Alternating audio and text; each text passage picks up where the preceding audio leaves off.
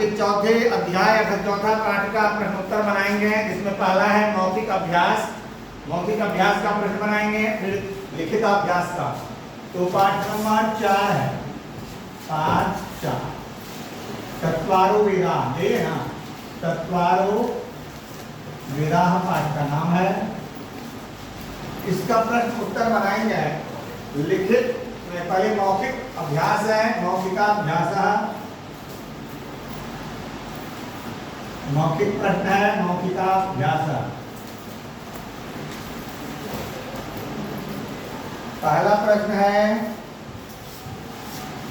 अस्माकं प्राचीना संस्कृतिः कुत्र सुरक्षिता अस्ति?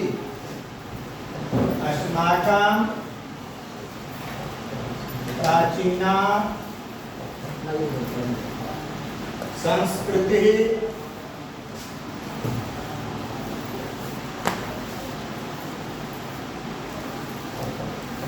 कुत्र सुरक्षिता अस्ति? अब इसमें उत्तर नीचे दे देते हैं एक, यहाँ उत्तर आ जाएगा। उत्तर में वेदेषु, वेदेषु अर्थात वेदों में। दूसरा है ख, ये क था, अब ख है। क में है वेदाः कति सन्ति, वेद कितने हैं? वेदाः कति सन्ति, वेद कितने हैं? तो इसमें उत्तर में है चत्वारः।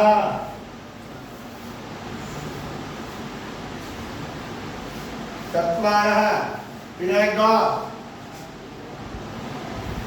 ग में है ऋग्वेद की दृशान, ऋग्वेद, ऋग्वेद, ऋग्वेदः कीदृशान् मंत्रान्, मंत्रान् धारयति?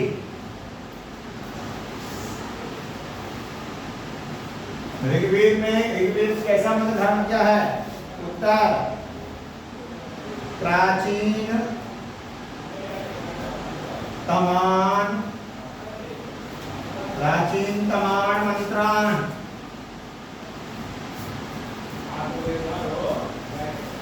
फिर है ऋग्वेदे कति सूक्तानि सन्ति? ध, ऋग्वेदे कति सूक्तानि सन्ति? कितने सूक्त हैं? उत्तर में है 10,000, 1028, 1028 सूक्तानि।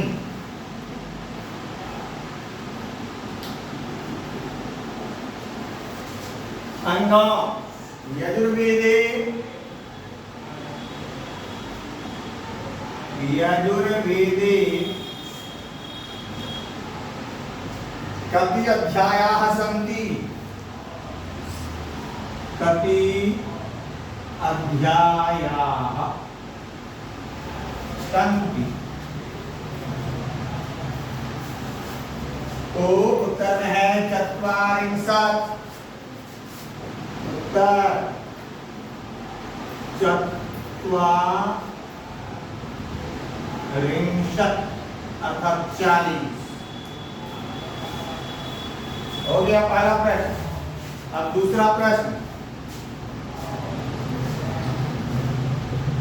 दूसरा प्रश्न, और इसमें है दूसरा प्रश्न एक है वेदानां, वेदांगानां, वेदांगानां, वेदांगानां नामानि पढ़ता। वेदों के अंग के नाम लिखना है, बोलना है। तो लिख रहे हैं, इसके अंग हैं कितने? 6। छंदः पादौ वेदस्य फिर है इसमें है छंद, हस्ताकल्पुत्थ पठ्यते कल्प, शिक्षा, निरुक्त, ज्योतिष, और एक कौन सा है? व्याकरण। व्याकरणंच, ये है नाम। अभ्यास लिखित, लिखित के भी दो प्रश्न हैं। लिखिताभ्यासः, पहला प्रश्न है संस्कृत भाषायां उत्तराणि लिखिता, संस्कृत भाषा में उत्तर लिखना है। पहला का क, संस्कृत भाषायां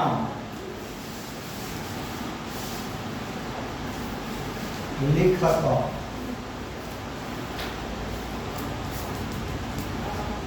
क में है संसारस्य प्राचीनतमं साहित्यम, संसारस्य प्राचीन तमं साहित्यम, साहित्यम कुत्र उपलभ्यते, कुत्र उपलभ्यते, कहाँ? संसार के सबसे पुराना साहित्य कहाँ उपलब्ध होता है? उत्तर में है वेदेषु, वेदों में। दूसरा प्रश्न, ऋग्वेदस्य कति मंडलेषु विभक्तः? ऋग्वेदः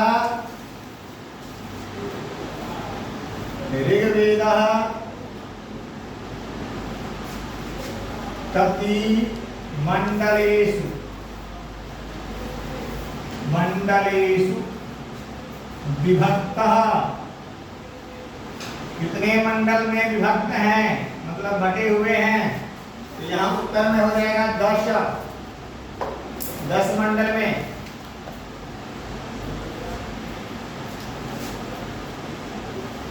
अब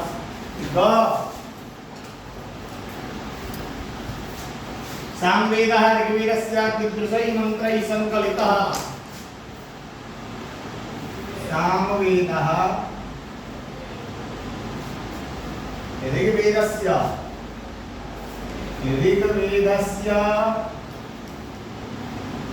कीदृशैः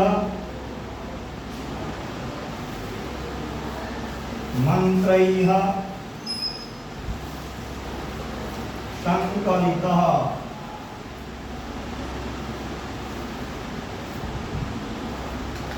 उत्तर में आ जाएगा गेयात्मकैः, गेयात्मकैः,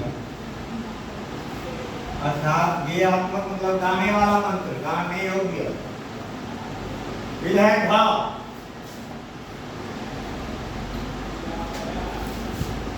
अथर्ववेदस्य द्वादशे कांडे,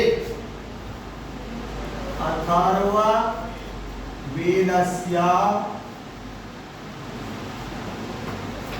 द्वादशे कांडे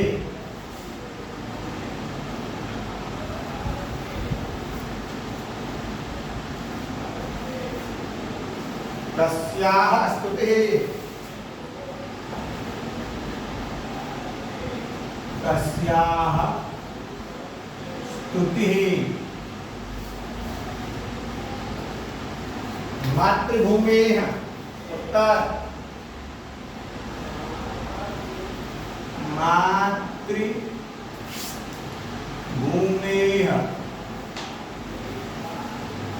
हो गया। एक बचा है इसमें, अब इसमें बचा है अंग। अंगों में है वेदांगानि कति सन्ति? वेदांगानि कति सन्ति तानि तेषां नामानि लिखिता तेषां नामानि लिखत अब इसमें है वेद के कितने अंग हैं उनके नाम लिखना है, जो आपको पहले मौखिक में भी अभी लिखाया वही लिखना है। इसके उत्तर में है षड, षड मतलब 6 भी लिख देता हूं। अच्छा, तो इसके अंग हैं, आपने लिखा है छंद, कल्प, शिक्षा, निरुक्त, निरुक्त,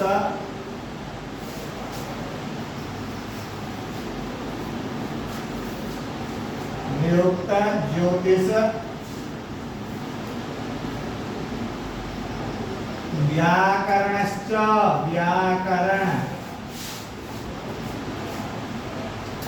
व्याकरणश्च। ये उत्तर हो गया पहला प्रश्न पूरा। है वेद 4 हैं, वेद। ये दूसरा प्रश्न है, वेद 4 हैं, इसका हमको संस्कृत में लिखना है, तो यहां लिख देंगे चत्वारः वेदाः सन्ति। हो गया पहला अंग। दूसरा है वेद संसार का सबसे प्राचीन साहित्य है। वेद संसार का सबसे प्राचीन,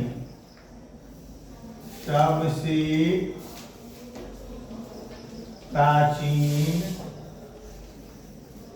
साहित्य है।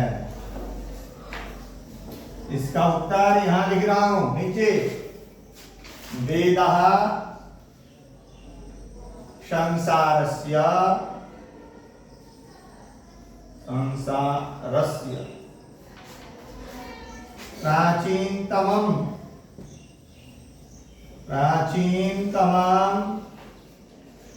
साहित्यम् अस्ति, साहित्यम् अस्ति। हो गया दूसरा। अब तीसरा है ग। ग में है हमारी प्राचीन संस्कृति वेदों में निहित है। हमारी प्राचीन संस्कृति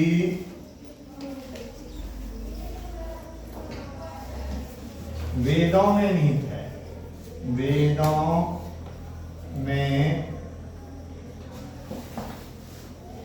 निहित है, निहित है। इसका हो जाएगा अस्माकं प्राचीना संस्कृति, अस्माकं प्राचीना संस्कृति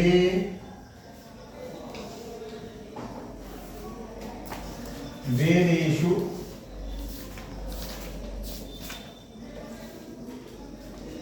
निहितम् अस्ति, निहितम, निहितम् अस्ति भी लिख सकते हैं, निहितम् अस्ति। अब है ख, एक घ। घ में है अथर्ववेद में लौकिक विषय आप आए हैं। अथर्ववेद में लौकिक विषय आए।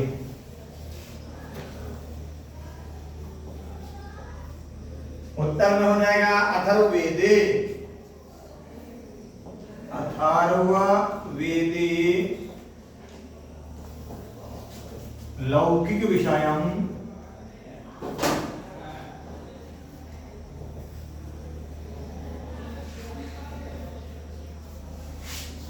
वर्णितम अस्ति। वर्णितम अस्ति। वर्णितम नमो यहाँ आ जाएगा, यहाँ हो गया 4। अब सबसे अंतिम अंग, हमें वेद पढ़ना चाहिए। उत्तर में है वयम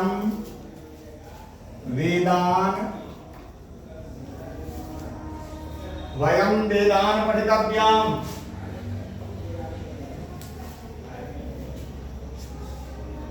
हम लोगों को वेद पढ़ना चाहिए, हमें और हम लोग दोनों ऐसे हो गया। आज की कक्षा यही समाप्त होती है। पुनः आप लोग होमवर्क यही करके लाएंगे, और जिसको कोई संदेह है आप पूछ सकते हैं विद्यालय में भी, और विद्यालय के अलावा आप वहाँ संदेश के माध्यम से भी पूछ सकते हैं।